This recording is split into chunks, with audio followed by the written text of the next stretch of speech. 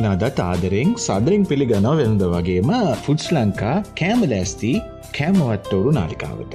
අපි මේ දෙන රෙසිපි වලින් ඕගොල්ලන් try කරලා උත්සාහ කරලා කෑම හැදුවොත් පහලින් කමෙන්ට් එකක් දාන්න, subscribe කරලා නැත්නම් දැම්මම subscribe කරන්න, bell icon එකත් click කරන්න.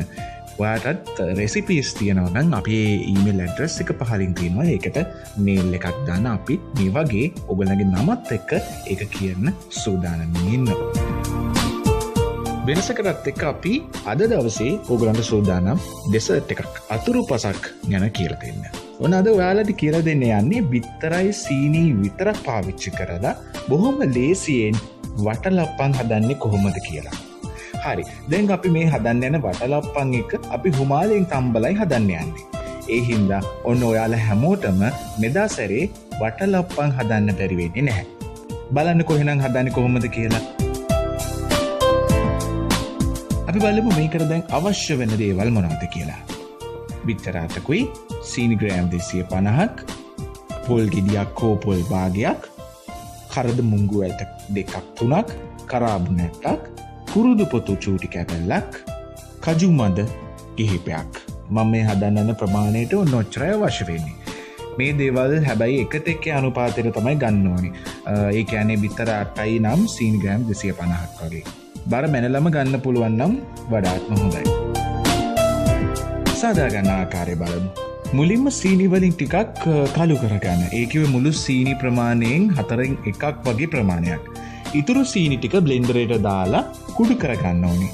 ඊට පස්සේ පොල් අඩලක්, ඒ කියන්නේ හරියට පොල් බෑයක්, පොල් ගෙඩියෙන් භාගයක් විතර ගාලා උකු කිරි ටික ගන්න. උකු කිරි කිව්වට පොඩ්ඩක් අරන් හරියන්නේ නැහැ. ඒ ඉඳ පළවෙනි පාරට කිරි ගොඩක් ආවේ නැත්නම් තව පාරක් ගා ගන්න. බිත්තර ටිකත් බීට් කරගන්න හොදට. බීටරයක් නැත්නම් බ්ලෙන්ඩ් කරගන්න පුළුවන් වුණාට ඒක කිසි ප්‍රශ්නයක් නැහැ. ඊට පස්සේ කරන්න තියෙන්නේ කරද මොංගු ඇට 2ක්, කරාබු නැට්ටක්, කුරුදු පොතු චූටි කෑල්ලක් එහෙම තලාගෙන පැත්තකින් තියාගන්න. ඔන්න දැන් තමයි වැඩේ පටන් ගන්න. දැන් පොල් කිරි ටිකට කළු කරගත්ත සීනි ටිකයි, කුඩු කරගත්ත සීනි ටිකයි, බිත්තරයි, අර තලාගත්ත දේවල් ටිකයි ඔක්කොම එකට දාලා හොඳට දිය කරගන්න.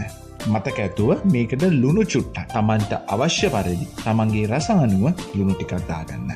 දැන් අපිට කරන්න තියෙන්නේ මේ හදාගත්ත මිශ්‍රණය ඇලුමිනියම් භාජනයකට පෙරා ගන්න එක. ඊට පස්සේ අන්තිමට පැය භාගයක් විනාඩි 45ක් විතර හුමාලෙන් තම්බා ගන්න විතරයි තියෙන්නේ. පොඩි පොඩි කප්පල දාලා තම්බ ගන්නත් පුළුවන්. ඒක කිසි ප්‍රශ්නයක් නැහැ. නැත්තම් ලොකු එක භාජනයක දාලා ඒක තම්බ ගන්නත් පුළුවන්.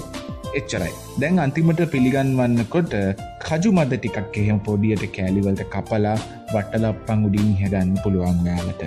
ඇයි? තව කළු කරගත්ත සීනි පැණි ටිකකුත් උඩින් දාගත්තොත් තවත් රසයි වගේම මේක තවත් ලස්සනයි.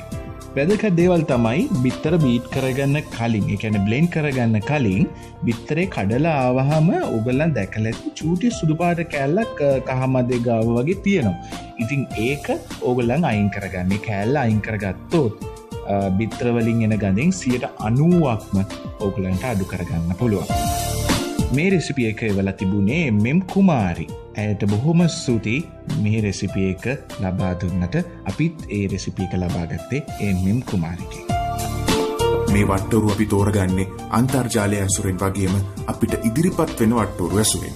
අලුත්ම මෙවැනි වීඩියෝස් දාපු ගමන් බලන්න අපේ නාලිකාව subscribe කරන්න, bell icon එකත් click කරන්න. ඔබට රසබර දවසක්.